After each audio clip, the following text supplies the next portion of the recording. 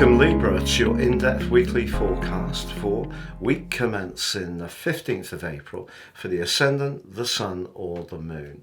On the screen now I'm showing the event chart right at the start of the week, which will provide the backdrop.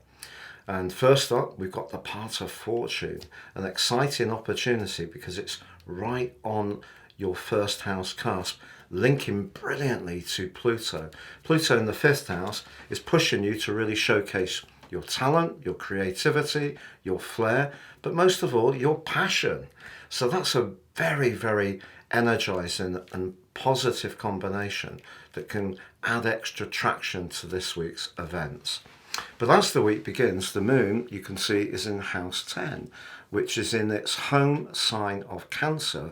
But the 10th house moon position may make it more difficult to disguise how you feel right through this week, because later on Monday, the moon's going to square up with the sun. So we have a quarter moon. Quarter moons provide a backdrop of energy for 1 week.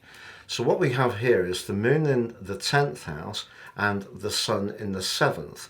We're still feeling the force of that total solar eclipse in your sector of relating, and you do have a brilliant combination building up towards the end of this week on Friday, when your ruler Venus meets up with the retreating Mercury.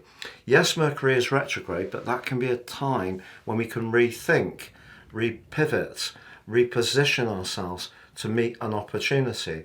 And when Venus and Mercury are together, it can be lucky. And because they're in your 7th house, it could be a relationship, a connection to someone, some kind of introduction that goes really well. But what about that quarter moon? I feel that the energy of that could show itself more in an existing relationship, to be honest. Maybe someone feels in an ongoing tie that there's part of your situation at the moment where you may be a little tense, and part of that tension came from the fact that Mars connected with Saturn last week, and they may feel, you may not see it the same way, that you were a little bit caught up with the details of things, maybe a bit edgy, maybe feeling a little bit more abrasive. Things you'd normally just let go may have been triggering you somewhat. But as Mars moves on this week, it does escape that more punishing dimension that Saturn can bring in the 6th house.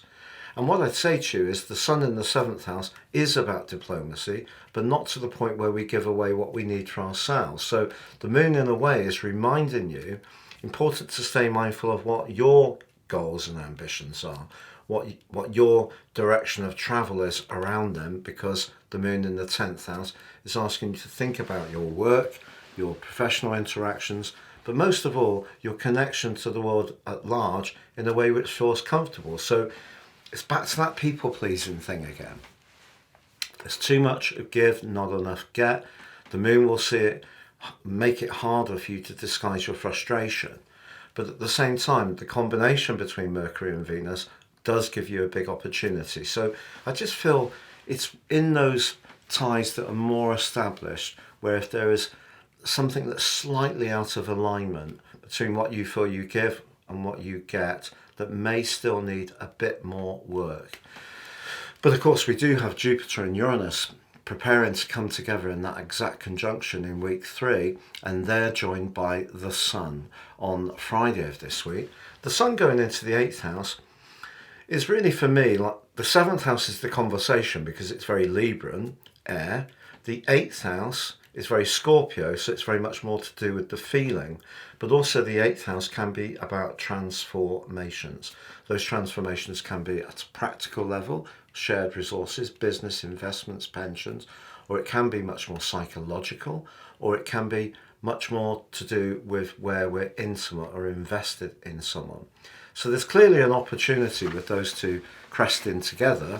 There could be some challenges as well. It won't be one dimensional, but the sun moving into this area suggests that if there have been discussions recently, particularly with that Mercury Venus conjunction, which happens on the same day incidentally, I feel the sun will see you then want to just retreat a little bit and let it all percolate through you so you can figure out what it means. By Saturday, as it comes into a square with Pluto, that's a really important angle, because when the Sun and Pluto do go through a 90-degree tension, that's pushing us in some way to change something. Pluto can be about change, but Pluto can also be about transformations. And in the fifth house, if you don't feel that you get value for your talent, the Sun moving into the eighth house, where we do want to be financially rewarded and secure, that could create some resentment. Or maybe it's around a romantic relationship, and it's back to that issue that you feel less heard than you feel you give. And the dialogue could be that Venus-Mercury conjunction. The Sun clashing with Pluto may be the outcome. So there are some contra energies this week for you, Libra, but in terms of being enterprising, creative, demonstrating your flair, it's good.